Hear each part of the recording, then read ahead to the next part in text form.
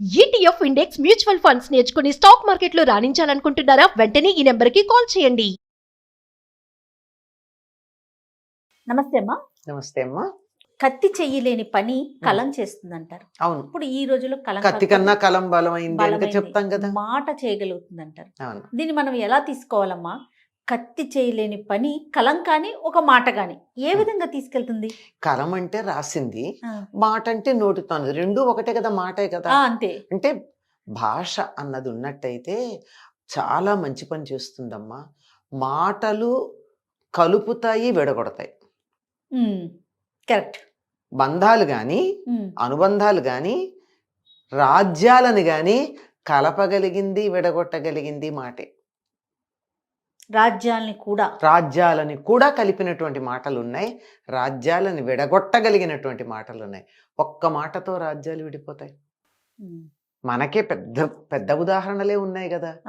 ఈ దేశం ముక్కలవడానికి కూడా ఒక మాటే కారణం అని చెప్తూ ఉంటారు. నోరు జారిన మాట. అంచేత మాట జారితే తీసుకోలేం, కాలు జారితే తీసుకోగలం. కానీ అతి సున్నితమైనటువంటిది మనిషి యొక్క శరీరంలో అన్నిటికన్నా మెత్తనిది, సున్నితమైనది ఏమిటయ్యా అంటే కండరం, నాలుక. దానికి ఉన్న పదును మరి దేనికి లేదు. నాలుకతో ఏ పనైనా చేయొచ్చు. రెండు వైపులా పదునే. అన్ని వైపులా. ఇంత అంతా కాదు, ఎంతైనా చేయగలదు. అందుకే అంటారు, నాలుక వీపుకు తేకే అని ఒక సామెత ఉంది. అంటే ఏమిటి? నువ్వు నాలుకతో చెడ్డ మాట మాట్లాడితే నీ వీపు విమానం మోత మోగుతుంది, దెబ్బలు తగులుతాయి. దెబ్బలు తగలకుండా ఉండాలంటే నోరదుపులో పెట్టుకోవాలి. ఎంత గొప్ప మాట చెప్పారండి. అవునమ్మా. పైగా ఇంకోటి ఉంది నాలుకకు సంబంధించి. వాడు పాపం ఎక్కడికో పెడుతున్నాడు, ఎట్లా బతుకుతాడో వాడు అంటే, నోట్లో నాలుకుందిలే అమ్మా అంటారు. నోట్లో నాలుక లేనివాడు అని కూడా అంటారు. అంటే ఏమిటి? తన భావాలు ప్రకటించడం చేతకానివాడు, కావాల్సింది అడగలేనివాడు, నోట్లో నాలుక లేనివాడు. ఎక్కడికి వెళ్ళినా మాటతో సాధించుకురాగలిగినటువంటి వాడిని వాడికి నోట్లో నాలుకుంది అంటారు. అంతేకాదు తల్లో నాలుకలాగా మెలిగాడు అంటారు. అంటే ఏమిటి? తల్లో నాలుకలా మెలగడం అంటే, నా నాలిక మీ తలలో ఉంది, నేనేమనుకుంటానది మీరు మాట్లాడతారు. అవునమ్మా. నా అభిప్రాయం మీకు ఎలా చెప్తానంటే, నా భాష ద్వారా నా నాలుక మీ బుర్రలో దూరి మీరు నా మాటలు మాట్లాడతారు. అంటే ఒక్క భాష ఎన్ని పనులు చేయగలదండి.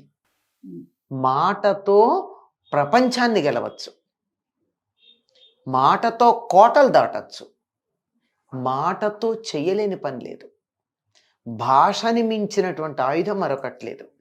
ఇంకా దానికి ఇంకొక విశేషం ఏమిటంటే, ఇతర ఆయుధాలు బయట నుంచి తెచ్చుకుంటాం, కానీ అవునమ్మా, ఈ ఆయుధాన్ని ఎక్కడి నుంచి తెచ్చుకోనక్కర్లా, సహజంగా ఉంది. భగవంతుడు మనకి ఇచ్చినటువంటి పెద్ద వరం, చాలా గొప్ప ఆయుధం. ఈ ఆయుధంతో నువ్వు పీకలు తగ్గొస్తావా, పళ్ళు కోసుకుంటావా, అది నీ చేతుల్లో ఉంది. భగవంతుడు ఈ ఆయుధాన్ని నీ చేతిలో పెట్టాడు, జాగ్రత్తగా వినియోగించుకో. మాటని మించినటువంటి ఆయుధం మరొక్కటి లేదు. కత్తులు, ఆయుధాలు చేయలేని పని కూడా మాటతో సాధించవచ్చు. హనుమంతుడిని చూసి, హనుమంతుడు మాట్లాడిన మాటలు విని రాముడు ఒక మాట చెప్తాడు. ఒకటేమిటి, 4 శ్లోకాలు చెప్తాడు లక్ష్మణుడితో. ఎందుకంటే రాముడు నేరుగా మాట్లాడాడు ఎవరితోనూ. రాజులు వాళ్ళంతటి వాళ్ళు మాట్లాడరు, వాళ్ళ మాటల్ని పక్కన వాళ్ళు చెప్పాలి. నేరుగా రాజుగారి మాటలు పొందేటటువంటి అధికారం, అర్హత కొద్దిమందికే ఉంటుంది. రాజుగారి అభిప్రాయం కూడా ఇంకోటి చెప్తారు మంత్రుల్లో ఎవరో. లక్ష్మణుడికి చెప్తే లక్ష్మణుడితో ఏమంటాడంటే, ఏదో ఇతడి మాట ఇంత బాగుంది అంత బాగుందని అంతా చెప్తూ, ఋగ్వేదం చదివాడు, యజుర్వేదం చదివాడు, సామవేద పండితుడయ్యాడు, నవవ్యాకరణాలు ఉన్నాయి, ఇవన్నీ చెప్తూ అన్నీ చెప్తాంటాడు. ఇట్లాంటి రాయవారి గనక దూత అంటాడు, ఇట్లాంటి దూత గనక ఉన్నట్టయితే కత్తెత్తి వచ్చినటువంటి శత్రువు కూడా మిత్రుడైపోతాడు కదా అంటాడు. కత్తి ఎత్తి వచ్చిన వాడు కూడా మిత్రుడైపోతాడు. మాటకున్న శక్తి అట్లాంటిది.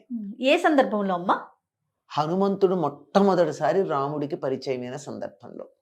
సుగ్రీవుడు భయపడతాడు, ఎవరో 2 రాజకుమారులు 2 ఉన్నారు అక్కడ, చూస్తేనేమో కాషాయం కట్టుకుని ఉన్నారు, కానీ భుజానేమో విల్లుంది, వీళ్ళు తప్పకుండా మా అన్నగారు పంపించిన వాళ్ళు అయ్యి ఉంటారు మనల్ని చంపడానికి అంటే, నువ్వు తొందరపడకు, నేను కనుక్కొని వస్తానని. కనుక్కోకుండా తొందరపడకు అంటాడు హనుమంతుడు. నువ్వే వెళ్ళమంటాడు. అప్పుడు ఆయన భిక్షుక వేషం ధరించి వస్తాడు వీళ్ళ దగ్గరికి. ఆహా. అంటే భిక్షుకుడు అంటే అడుక్కునేవాడని కాదు, సన్యాసి అని అర్థం. ఆ. సన్యాసులు అబద్ధం ఆడరు కదా, నిజం చెప్తారు. కానీ తీరా వెళ్ళి నేను భిక్షుకుడిని నేను చెప్పే ఛాన్సే లేదు హనుమంతుడికి. ఎందుకంటే రాముణ్ణి చూడగానే దాసోహం. ఉన్నదున్నట్టు చెప్పేశాడు. ఇదే మొదటి పరిచయం. ఆహా. మొదటి పరిచయమే అది. మొదటి పరిచయంలోనే రాముడి దగ్గర తను ఏమి దాచలేకపోయాడు. అది రాముడి సత్యనిష్ట. రాముడు సత్యనిష్ట అంటే రాముడు నిజం మాట్లాడడం కదా, రాముడు ఎదురుగా వాడు అబద్ధం ఆడలేడు. అబ్బా. అది చెప్పేస్తాడు. ఆయన గుర్తించాడు. చెప్తే ఆ మాటలు విని చెప్తాడు అనమాట. అప్పుడు నేను ఫలానా ఇట్లా సుగ్రీవుడు మంత్రిని అని చెప్తాడు అనమాట. చెప్తే దానికి రాముడు ఆ మాట తీరుకు చెప్తాడు అనమాట. చేత మాట అన్నది చాలా గొప్పదమ్మా. మాటని మించిన మాట మంత్రమైన మాటలోనే ఉంటుంది, ఏదైనా మాటలోనే ఉంటుంది. మాటని మించింది మరొక్కట్లేదు. మరి మాటలతో ఎంత గొప్ప పనులైనా జరుగుతాయమ్మా. అమ్మా. నువ్వు గట్టిగా అరిస్తే జరగదు, ఆ. చిరుజల్లులాగా ఉంటే జరుగుతుంది. ఎందుకంటే నేను అది చేస్తా ఇది చేస్తా అని ఆర్భాటంగా పలికావనుకో, ఆర్భాటంగా పలికితే పని జరుగుతుందా? లేదు. ఆర్భాటంగా అది అక్కడ కావాల్సింది చల్లని చిరుజల్లు లాంటి మాట ఉండాలి. చిన్న చిరుజల్లు. అదే మన వాళ్ళు అంటూ ఉంటారు, ఉరుములతో పంట పండదు వాన చినుకులతో అని. అబ్బా. అంటే మాట ఇంత చక్కగా ఉంటుంది. దీనికి ఇంకొకసారి చెప్పండి అమ్మా. ఉరుముల వల్ల పంట పండదు, చిరుజల్లుల వల్ల పండుతుంది.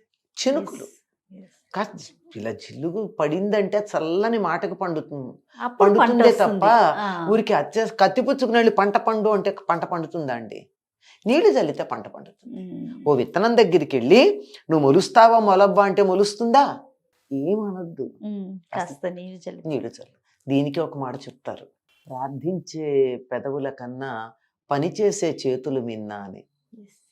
ఏదో ఒకటి చెయ్యండి, క్రియ కావాలి, క్రియ చేయాలి. ఆ క్రియ మాట ద్వారా చేస్తే మరింత బాగుంటుంది.